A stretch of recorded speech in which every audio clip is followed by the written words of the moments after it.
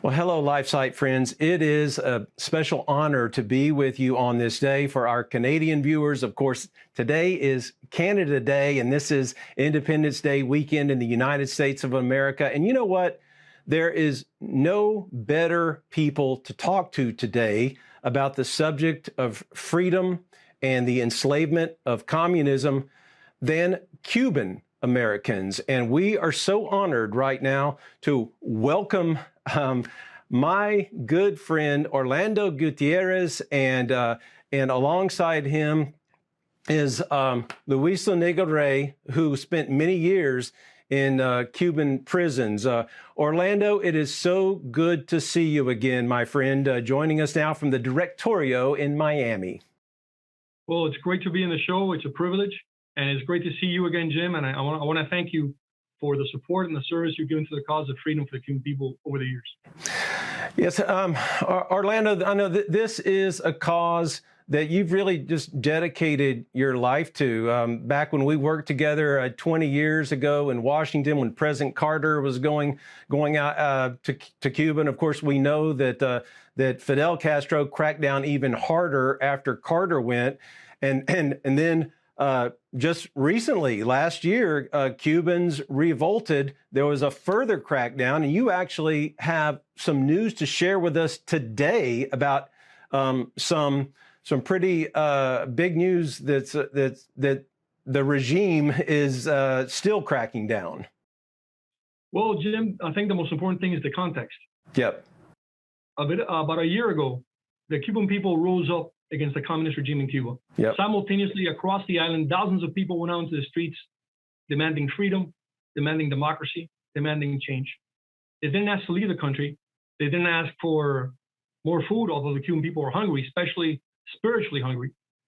They asked for freedom, for change. Since that date, since those days of outright rebellion against the regime, a lot has changed in Cuba. And another significant thing that has happened is that 20 Cuban generals have died in less than a year in Cuba. That's very strange to happen anywhere, but especially in a country like Cuba with such a hermetic, secretive regime. Now, today's news is huge. General Lopez Callejas was the man in charge of the money, of the finances, of the armed forces in Cuba, and also the man in charge of the finances of the Castro family.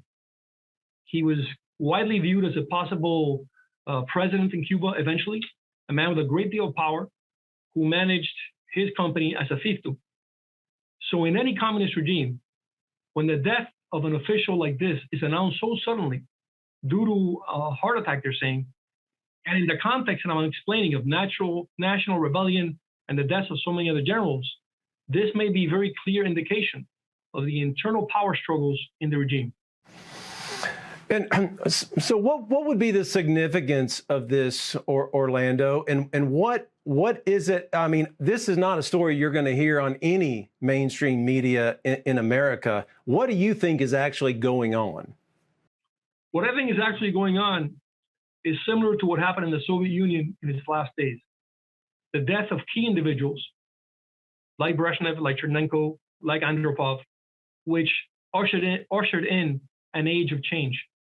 Lopez Calleja was a lot younger than these Soviet hierarchs. He was he was a relatively young man by the standards of Cuban power in his 60s, and his death is very significant because of the way it was announced, of what it means for the regime, but also because the key man in the financial sector is no longer there, and the regime will be hard pressed to find someone who can replace him in the context of the economic crisis the regime is living through, and of the international sanctions which have been levied against the regime. Yeah, Luis, again, thank you so much, sir. I know you suffered for many years in Castro's gulag. Can you give us a sense of what life is like in Cuba today, sir? Yes, indeed. Most of what we have been seeing in the last year is just the outcome of 63 years of disasters, but now it has come to a point of no return. I think that the regime has a political, economic, social, and even migratory crisis. For instance, the regime has lost most of its main sources of income. They have lost the export of physicians, physicians that were exploited because around 90% of their wages were confiscated by the regime. They have lost the contracts in Brazil, in Ecuador, in Bolivia. They have lost a lot of contracts in Africa. So it has been a huge blow for the regime. Secondly, the tourist industry. It has been because of the pandemic issues around the world and in Cuba particularly. So no more income from tourism. Remittances from Cubans all over the world to sustain their families in Cuba has reduced a lot because there is a economic crisis in most countries around the world too. So the regime has no solution. The regime is desperate. Particularly when all the production machinery in the island has collapsed. They have produced nothing. They keep no maintenance of any industry. You can see now with the collapse in the electric supply industry. Most of the thermoelectrics in Cuba are all the Soviet era. They have no maintenance for those old age technologies. And so what we are seeing in Cuba is a complete collapse. And the people is tired out of being requested sacrifices. They keep fighting for the revolution. And the revolution is a total disaster. Only the elite have a good living. All the people are real poor and living in desperate. And you can see it through the migration waves that we have seen in the last few months. Yes, thank you, sir. Orlando, I've been out covering a lot of the stories surrounding the overturning of Roe v. Wade. You know that we are a Christian news organization here. That's why LifeSite News was founded. And I've been around a lot of young people who were ranting and raving about that decision, and they now fly their communist flags. They're talking about all the reasons why America should become communist, and I think that they don't get to hear from people like Luis often enough about the horrors, about what communism is actually about. I mean, what would be your message to all Americans now who seem to be so enamored with socialism, in contrast to the reality of the misery, the pain and suffering, and the enslavement that the Cuban people have been suffering from for 60 years? Well, I think there's a very important book called The Road to Serfdom by Friedrich Hayek. Yep. And it very clearly explains what happens when a group of unelected bureaucrats gain total control over the economy and decide who lives and who dies. And particularly when this group of unelected bureaucrats has no ethical framework to guide or to substantiate their actions. That's at the very minimum, at the very least. That is a communist state. If on top of that uncaring bureaucracy, you add self-serving families or a self-serving leader who has no respect for people and has no respect for the inherent dignity of human beings, then you have a disaster. What does that disaster look like? In the case of Cuba, it looks like a huge decrease and collapse of food production. A country that fed itself and exported food to the US until 1959, today has to import 85% of what it eats. And it's not due to the embargo, because the embargo doesn't cover food. The US embargo does not cover food or medicine. It has to do with the economic policies imposed by that bureaucracy to control the population. And number two is population collapse. Cuba is the only Latin American country with a negative birth rate. Every year there are fewer Cubans. Why is that? Well, number one, because people migrate. They don't want to live in a place where they can't think, they can't speak, they can't produce on their own. They're restricted in everything they do. It has to do with the fact that every year there are fewer births in Cuba because people don't want to bring their children into the world in a place where there's so much repression. It has to do with the fact that for years, the regime in Cuba pushed abortion as a type of birth control, seriously affecting our population growth. And you need population growth to maintain a standard of living, a level of acceptable existence in any country. And also, it has to do with the fact, which has been clearly shown and demonstrated, that Cuba is the Latin American country with the highest suicide rate. So why are the Cuban people who are such a hardworking people, a joyous people, a joyful people, people who have excelled throughout their history, why are they dying? They're dying because they have no freedom, and because the policies implemented by this regime affect the very sustainability of life in the island. That is the truth about Cuba. Yep. Well, Luis, we know that the regime cracked down brutally after the people rose up last year. Do you think, sir, that there is any chance that there will be a successful, real revolution of the Cuban people who are just dying to reclaim their dignity, sir? Yes, indeed. Please keep into account that when the people spontaneously went out on the streets last July 11 by thousands, even though they were hungry, they did not claim or ask for food. Even though they did not have medicine, there's a severe scarcity of medicine in Cuba, they did not request medicine. They requested one thing, freedom, end of a communist regime, because they know that the solution for all the evils, all the problems in Cuban life is the system, the communist, the socialist regime, which is impoverished the Cuban population. Cuba was extremely successful economically and socially before the communist revolution, and now Cuba has been brought back to the 20th century, the beginnings of 20th century. So the level of poverty, misery is horrible. But above all, for me personally, the destruction of human dignity is the most damaging thing in Cuba. First of all, the communist regime attacked the civil society as we know it. The institution in civil society as we know it, for instance, in the United States, we have government on one side, but you have also different non-governmental institutions. You have professional associations, we have private businesses, we have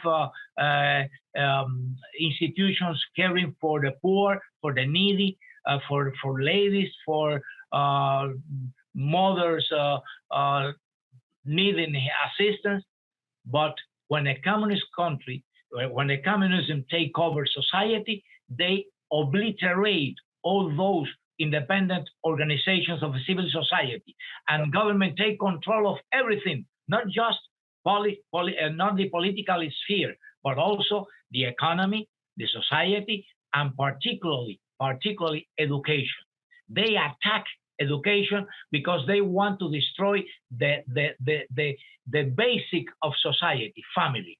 And that's the core, because the government wants to take control of every individual, and to do it, they have to destroy family, the cell of society. Well, thank you for saying that, sir. I mean, that is a foundation, bedrock communism, that it goes after the church, it goes after the family. They propagandize through education. We hear Americans saying all the time, oh, Cubans get free education, they get free health care. Well, what a bunch of nonsense that is, because they're actually waging war on their own people. In Orlando, this is something we see in America, where we've had public school districts teaching critical race theory, teaching them to hate America, that our founding fathers were just nothing but a bunch of racist, sexist, selfish people. What is your message, Orlando, to Americans who, as we celebrate our independence this weekend, about why we cannot embrace any form of socialism? In the United States, we have achieved the level of quality of life we have because of the freedoms we enjoy. It comes from there. Our commitment to freedom is the basis of our division of powers. It's the basis of a society where things are debated and talked about and then resolved in a civilized manner. And that has made America an exceptional experiment in human history. It's made it a prosperous nation, first of all, spiritually and also materially. To hand over our rights and our liberties to an unelected bureaucracy and to ideologues who dream of a utopia where personal freedom and individual freedom don't exist is suicide. We can't do that as a nation. It's fine to be Republican, Democrat, whatever, libertarian, whatever political tendency you may have, but don't surrender the freedom to be that. That happened in Cuba. That's happened in Venezuela. And societies that were prosperous, that were industrious, that of course had imperfections, but instead of correcting those imperfections through a democratic process, they believed that a dictatorship could correct them, resulted in the kind of disaster we're seeing in those countries. So although it seems far-fetched in the US, it's not. And our federalism, our division of powers, all these, our electoral college, all these institutions set up to protect our individual freedom from the corruption of the desire of absolute power are absolutely essential. Mm-hmm. Luis, you suffered 14 years in Castro's gulags where you were tortured and, of course, sent to prison without a fair trial, of course. Can you give us an idea of how many political prisoners there are in Cuba today, or do we even have a number, sir?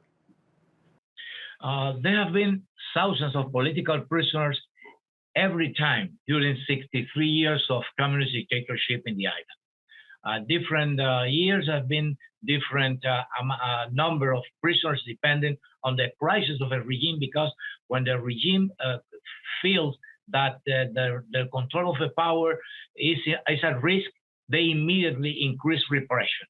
So it's oscillating the amount of political prisoners. Now, just for the protests that took place in Cuba last year, there were over 1,400 people arrested and over 900 that has been taken to court and tried, and huge sentences. Unbelievable. People just protesting peacefully and just demanding freedom and the end of a communist system were sentenced to prisons of 10 years, 15 years, and even 20 years without any violence or any evidence for actions that were causing damage even to civil social properties. But around there are now, for instance, in prison, people who have been in prison for close to 35 years, close to 40 years now in prison. So it's abusive. It's a system designed to control, to put under control everyone, and whoever resists that control, it should be sent to prison for re-education.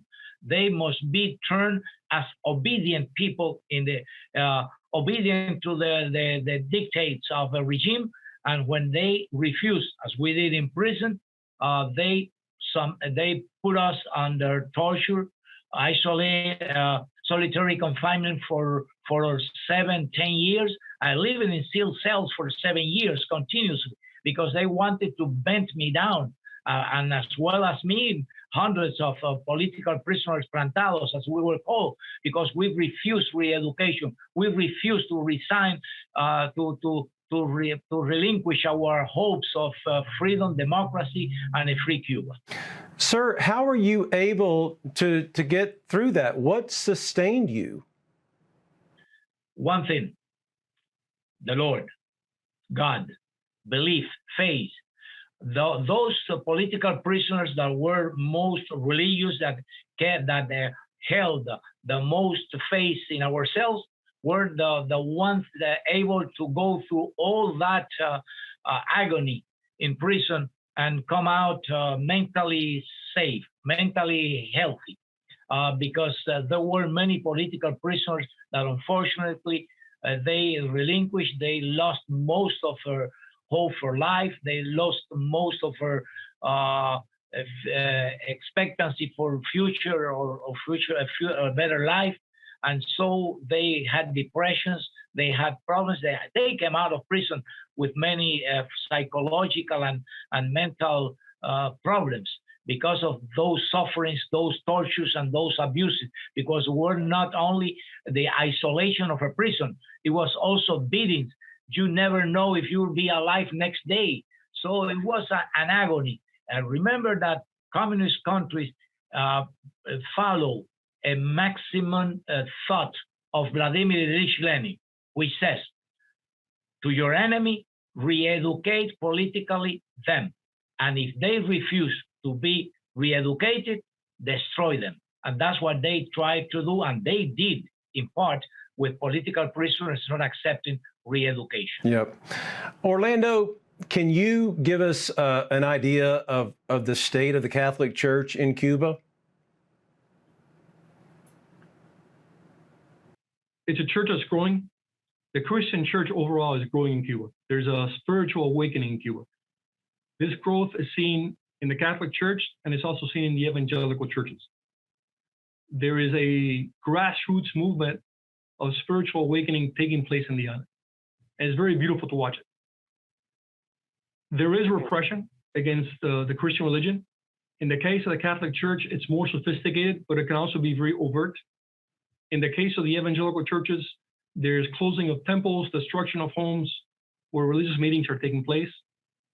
There are a few churches controlled by the regime, which serve as spokespieces for the regime, but they're not significant in numbers.